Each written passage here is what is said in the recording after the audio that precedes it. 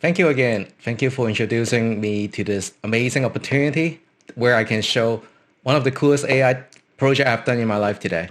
Again, my name is Raymond. I actually worked for Intel for only 7 months or 8 months. But in the last 8 months, I learned a lot of things that may challenge a lot of you today. It's like how we think about AI.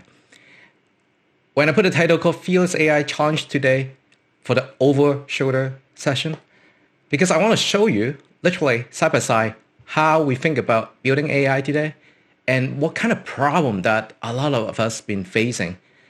And when we face this problem, a lot of us may be like, it's not like worth solving. But at Intel, we believe this is something that we should really put our focus on and make it go away.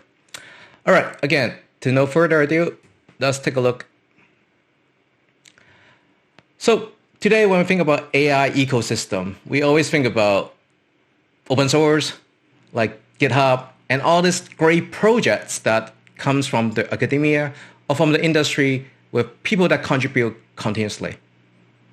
But because of that, it's amazing ecosystem, but there's not much of structure behind it. So everyone build it their own way, I'll say.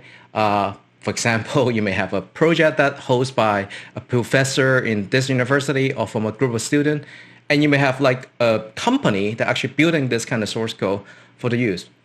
And often you will find something like amazing project, but you cannot get it running.